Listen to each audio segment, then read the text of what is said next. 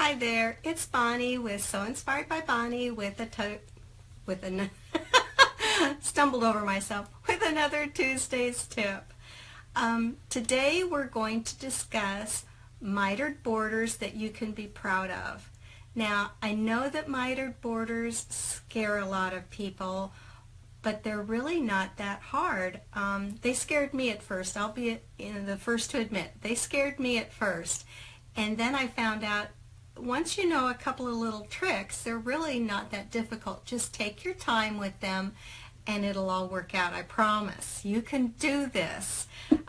So I'm going to go over and double check the computer and make sure that we're seeing people. I know we're getting started just a tad late today, but hopefully everybody's here. So let's go ahead and I'll check real quick.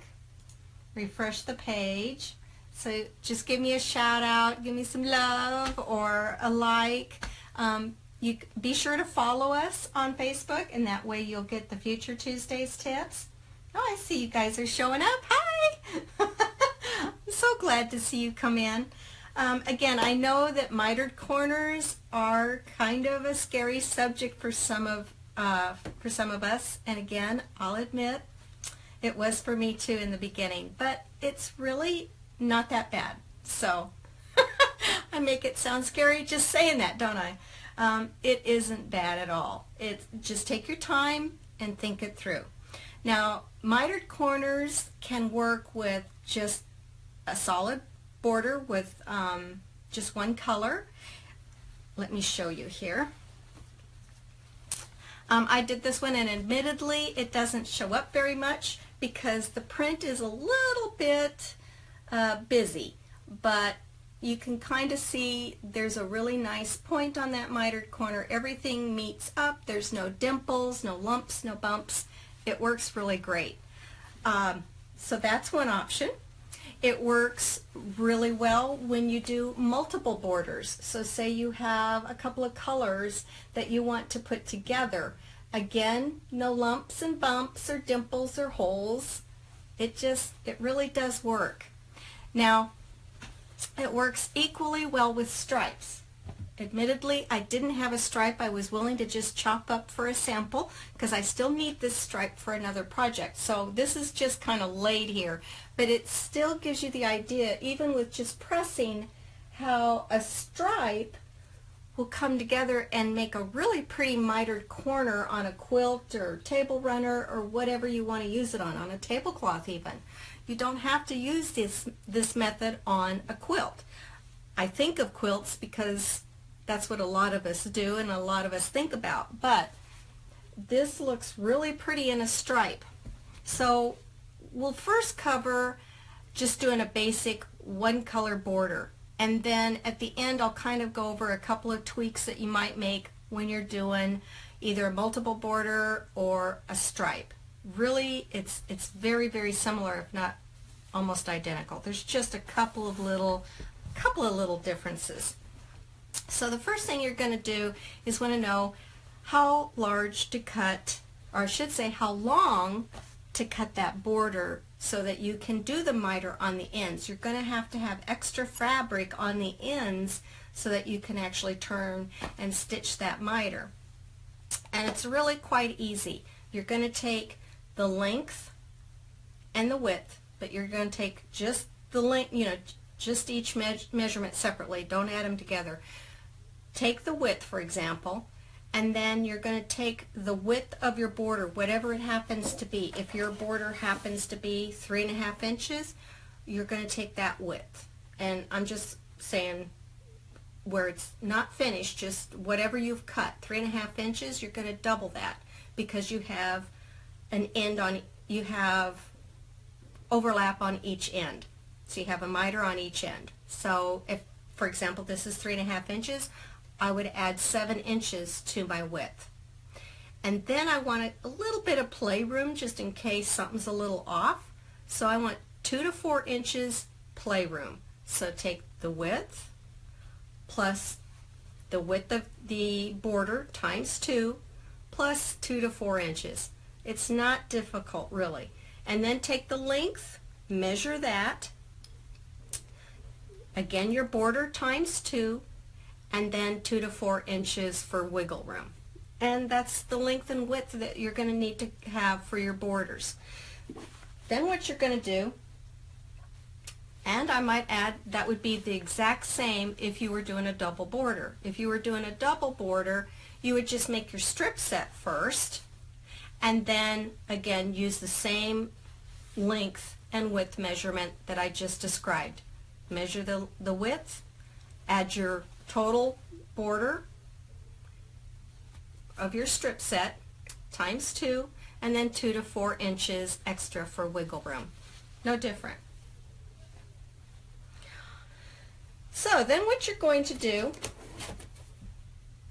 is you're going to find the middle of your border and put a little pin,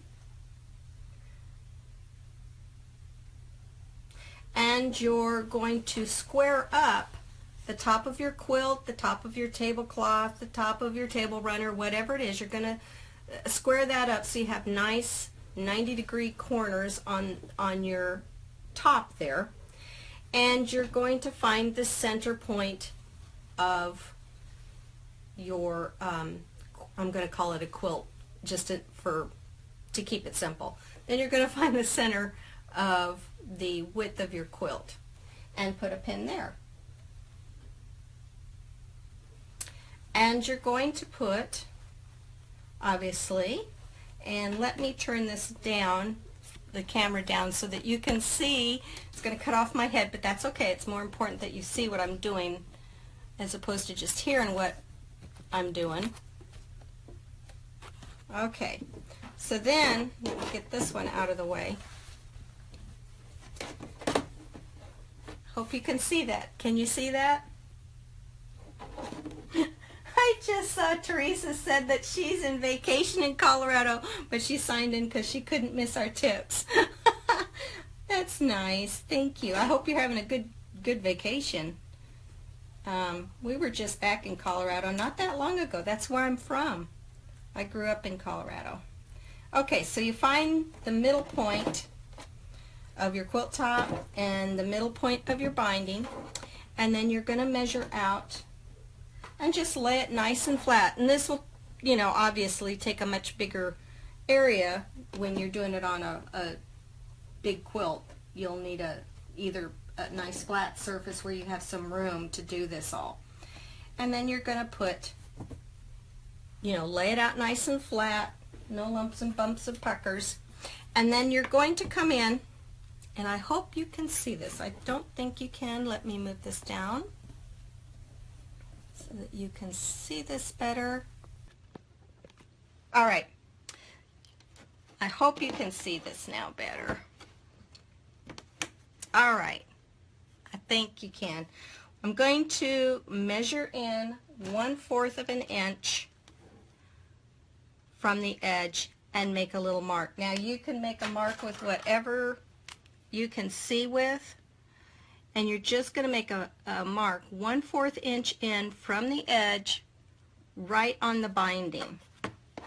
I'm going to come over to the other side and do the very same thing. I'm going to line up my ruler with the raw edge of the quilt. I'm going to come up and make another mark 1/4 inch from the edge on my binding. Not my binding, my border, excuse me. Okay, let me get that out of the way. And then what you have, I'm going to show you here so you can see it a little bit better. I have, through the magic of Tuesday's tips, I have already sewn this. But you have a little mark right here that's 1/4 inch away from the edge of the quilt. Okay, so I measured in, and I just used my ruler and I lined it up on the edge, the raw edge down here, and it went straight up, and I found my 1/4 inch from the edge and made a mark. And I did the same thing, one extra mark over here, 1/4 inch in from my quilt top. Okay, so if you look at the back, you can see that I started my stitching there. Okay, so what I did then when I had my marks is I sewed exactly from that 1/4 inch mark all the way to the other end, and I stopped exactly at that 1/4 inch mark. This is very important. You don't want to stitch past that 1/4 inch mark, because if you do, then you might get a dimple. So you want to make sure that you start and stop exactly on that mark. Now the tools that you will need for this, which I failed to mention to begin with, are basic tools that we all have. You're going to need to have a ruler, excuse me, that has a 45-degree angle on it, which most of them do. You're going to need, you probably will want your rotary cutter. You'll need a few pins, as I mentioned, and then you'll need some sort of marking device, whether it be a chalk marker, a Frixion pen, or a water-soluble marker. Whatever method you prefer, you'll need a marker. That's basically it. So once we have the one side sewn, we're going to take another strip, and how I do it when I'm at home and not demonstrating, how I do it when I'm at home is also two sides, two opposing sides. Get both sides stitched down, and then I press away from the quilt. Okay, on both sides I press away from the quilt, and then I'm going to sew the right angle sides. Okay, so let me go ahead and press this really quick.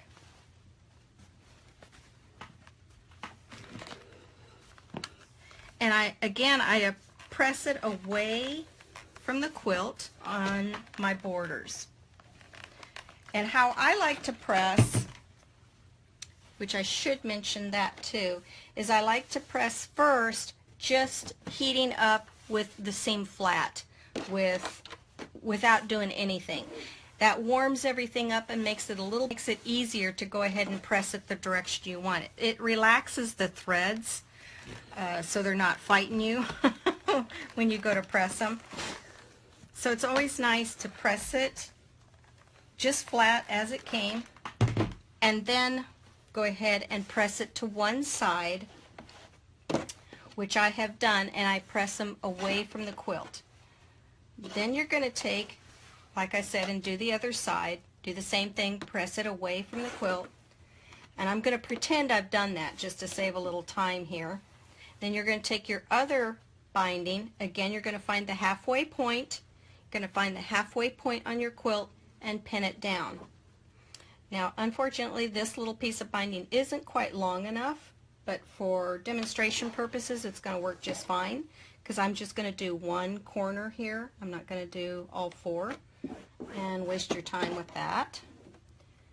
So I'm going to come up here, and I'm pretending that that's my halfway point, and I've pinned this all down. I want to fold this little guy out of the way. He's going to be kind of awkward because we're used to having all our little seams flat, but it's all right. It's okay. You're just going to lay this down and put a pin in here, and then I'm going to turn it over. I don't have to make any more markings. I've already made my marks. I just made one line on my binding, top and bottom on either side.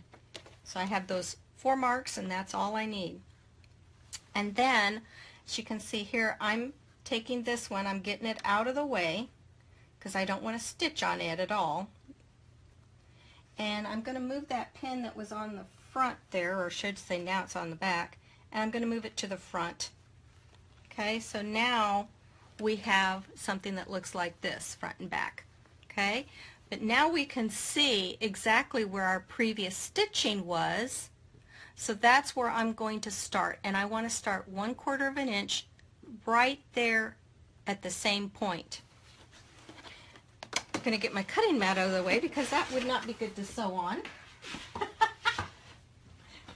And I'm using an open toe dual feed foot, and I did that because I thought maybe you could see it a little better if I used the open toe foot. You could maybe see the needle a little bit better. Ordinarily I could use a 1/4 inch foot, that would be fine, not a problem. And again, I'm just getting those little tails out of the way, and then I'm just going to lay this down, and I'm going to start exactly where that little dot is. And let me move that. As I recall, does that help? Turn that way down low there. Okay, I think you can see a little bit better. And I'm going to go in here to my sewing mode. And I like, it's just my personal preference, I like to use the stitch that has the little straight up and down tie off, not the forward backward, but use whichever method works best for you. Experiment with both and see which one you like the best. I'm going to use the one that just ties off in place. And then my stitch length, I have my stitch length set at 2.0. I shortened it up just a little bit. So I'm going to make sure that I'm dropping that needle right down in the same spot as where I ended, and then I'm going to take off. And then just sew my 1/4 inch seam.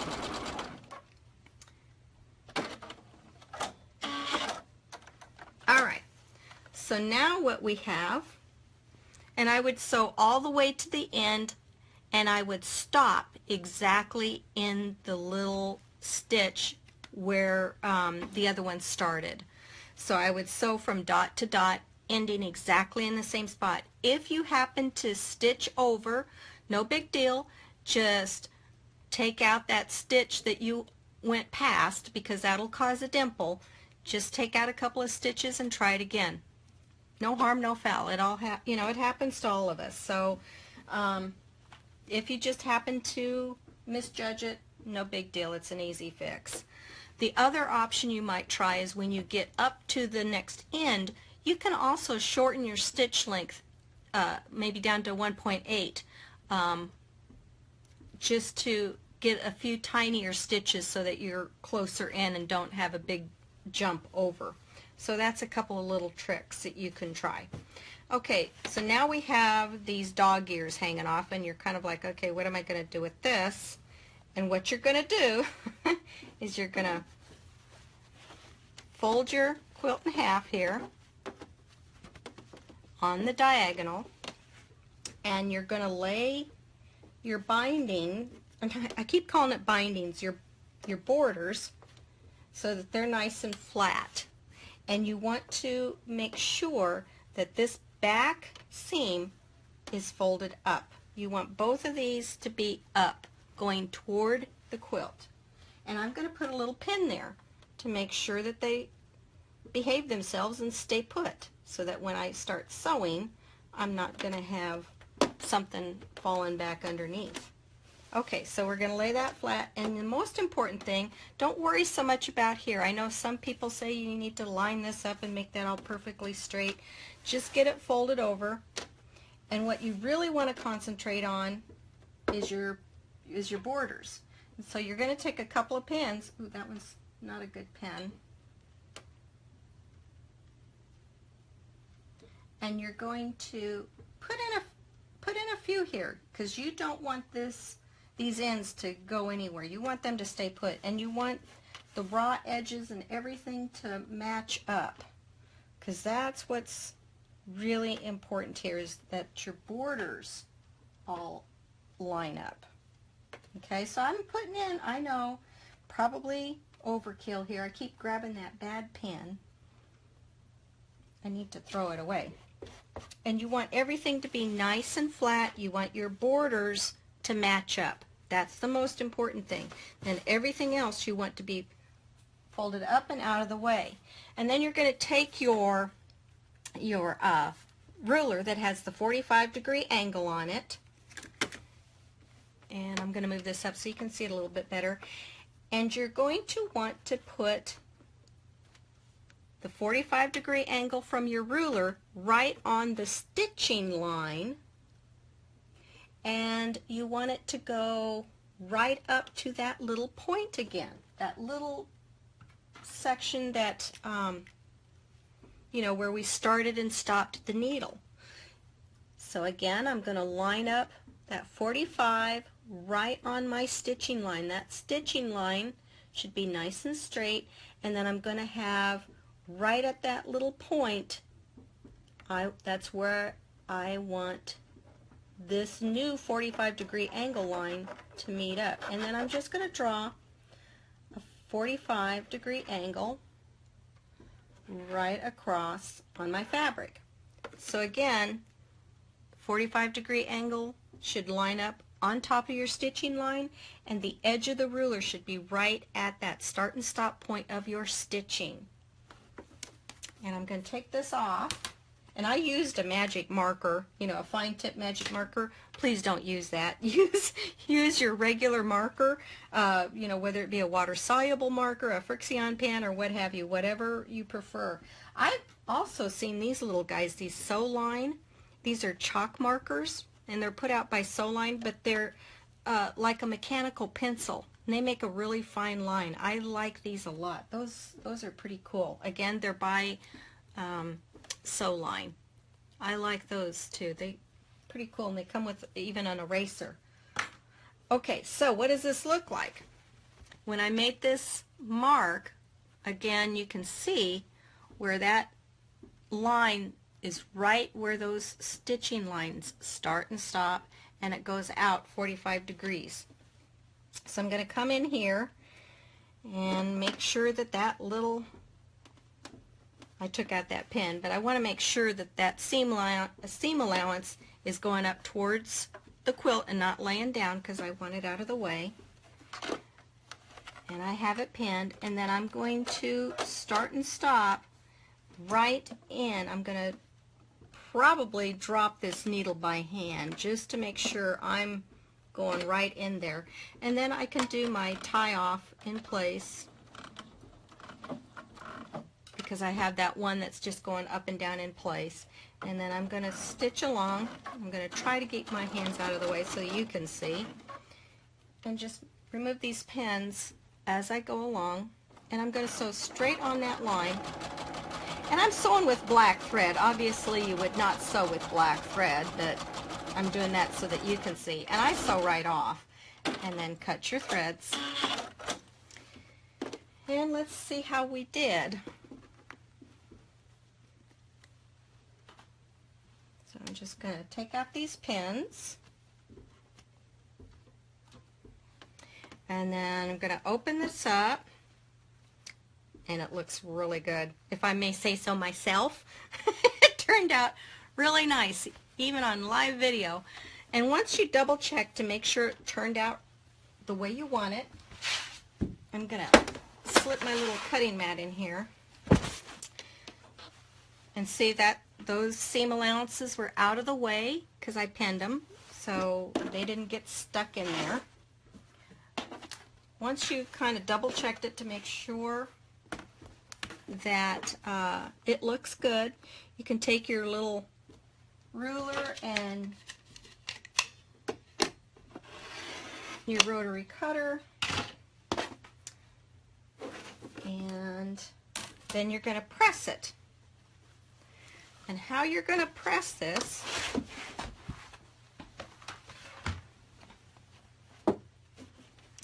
is you're going to press this seam open on the miter corner, and you're going to press these this seam where your quilt meets, your quilt top I should say, meets your border.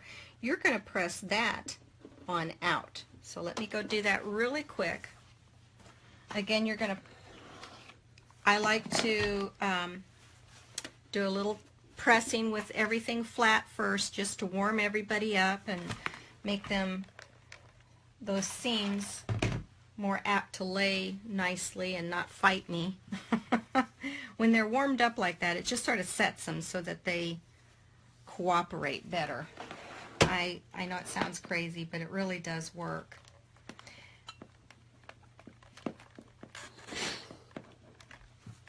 And I'm working in such tight quarters here, it's a little tricky to do this when you're kind of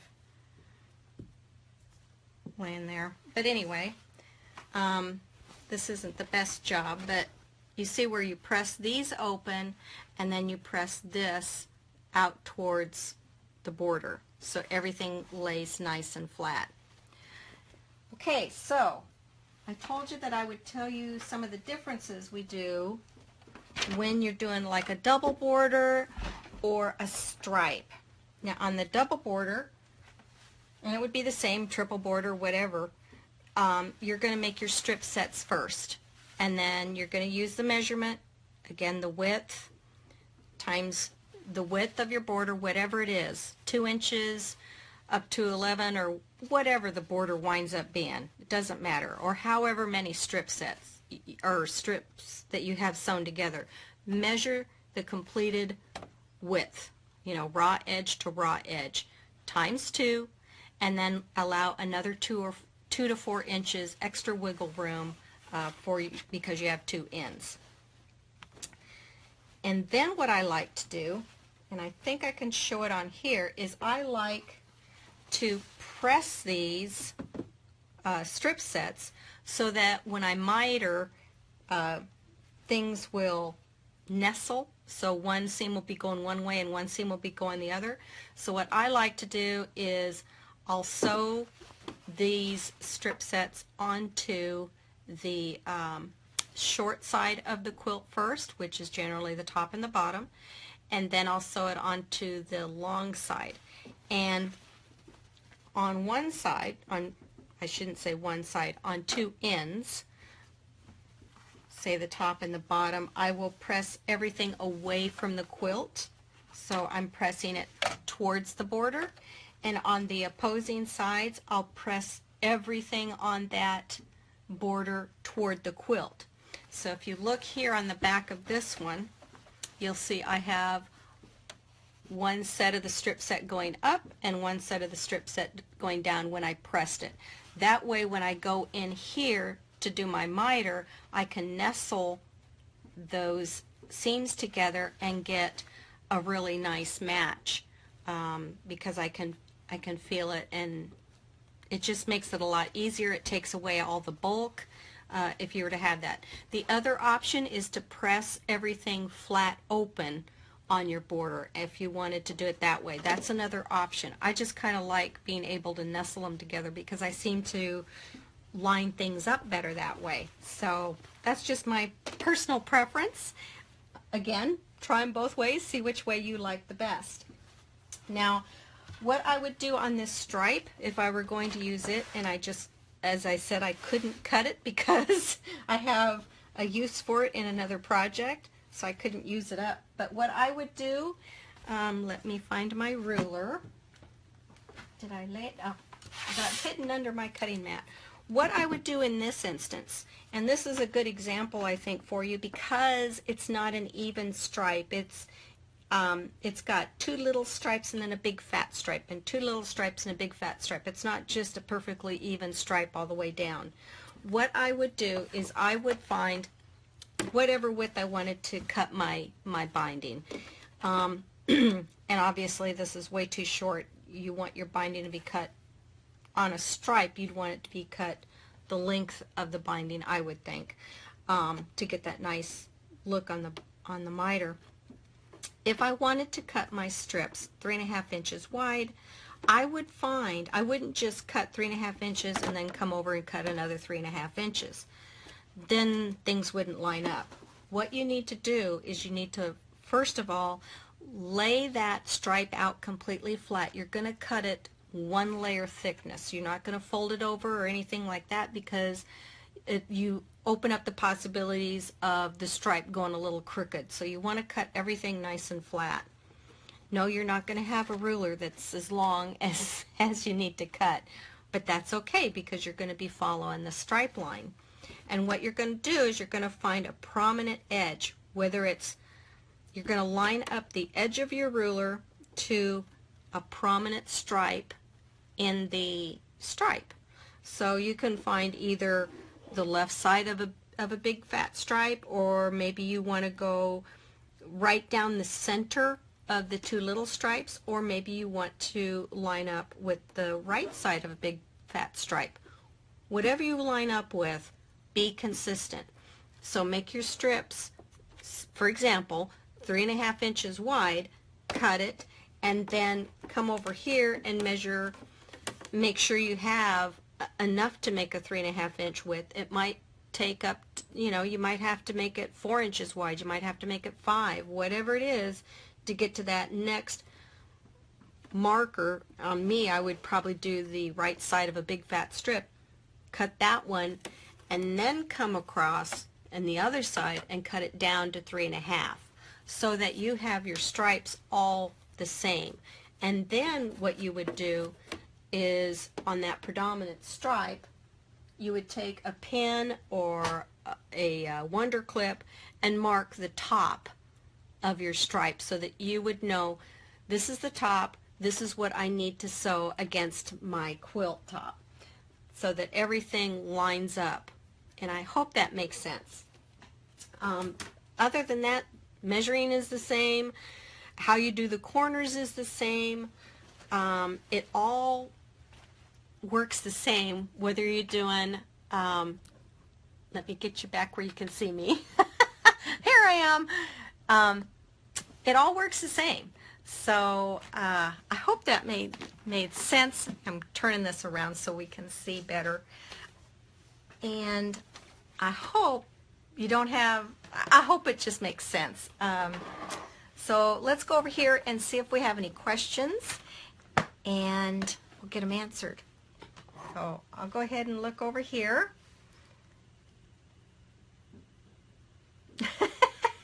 Anna said, nesting is a great tip when it works right. Yeah, I like having things nest, and you can really feel it. And I think if you press as you go along the way, that's really half the battle to making sure that the nesting tip works correctly. And Teresa says, yes, multi-borders as well as miter borders always scared me, but I will try this soon. I hope you do. And when you do, send me a picture. I'd like to see how it comes out for you. And if you have any questions along the way, don't hesitate to contact us, and we'll try to help you get through the, the hump if you run into a little problem. Sandy said, I'm teaching an old dog new tricks. Hey, this old dog learns new tricks all the time, so welcome to the club. Let's see. I'm not sure I have any questions. It looks like everybody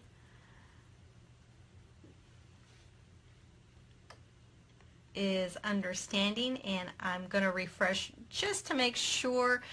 Sometimes I don't see all the questions. When it's in real time, they keep rolling over, and I don't always see all the questions as they're coming in. Good, Teresa. I'm glad you will do that.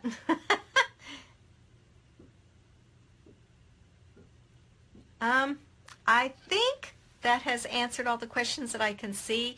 I will double check and make sure that I have answered everybody's questions. Make sure, if you haven't done so already, I know a lot of you have, but if you haven't done so already, be sure to sign up for our newsletter at www.sewinspired.bybonnie.com, and you can sign up for our newsletter, and I send out reminders of when we're doing our Tuesdays tips, if we have a schedule change or anything like that, which we haven't had in a little while now, but if it happens, it's a good way to keep on top of it. Also, be sure to follow our page, like our page, and that way you'll get notifications when I go live. We do repost this on our Facebook, so you can go to our Facebook page, click on the videos tab, and you can see all our past videos if you want to catch up on some that you missed out on. We also repost it to YouTube as well as our Pinterest page. So we have several different avenues for you to go ahead and catch up with us if we've missed something. And I see something coming in.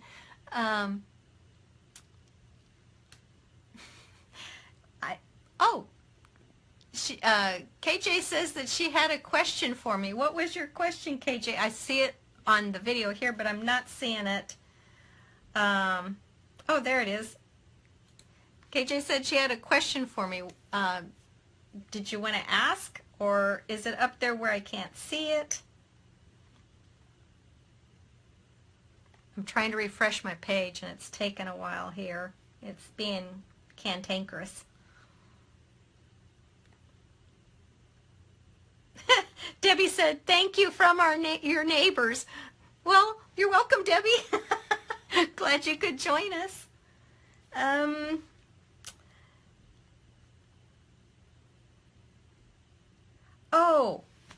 KJ said, what stitch did I use so I didn't have to backstitch? On my Dream Machine, and it would be the same on the Destiny, it was 1-04. It's the center needle position. You can move that needle position wherever you want to get your 1/4" seam. And any machine, I don't care what brand it is. I've sewn on several different brands, whether it be Janome, Elna, Singer, Viking, Foff. I know I'm missing several. I'm having a brain fart.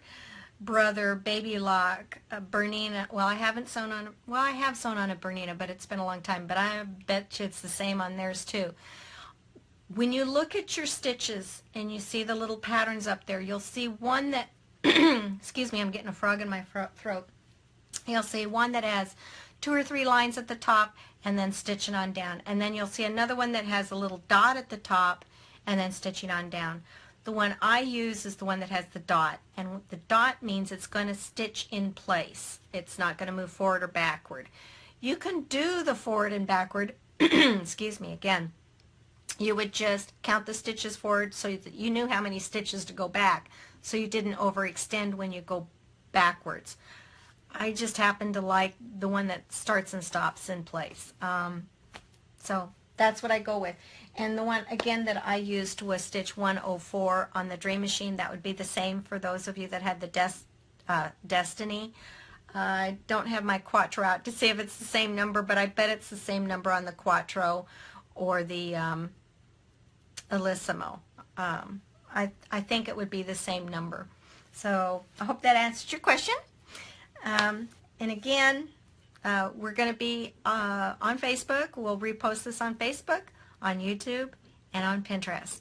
And thank you so much for coming today. I hope you had a good time, and I hope you will try those mitered borders. And I know that if you do, I know that you'll be proud of them, because if you go through those steps that I showed you, it's not difficult. It takes a little bit more time, but not bad. It really isn't. And the more you do, the easier it'll get. So until next Tuesday, bye-bye.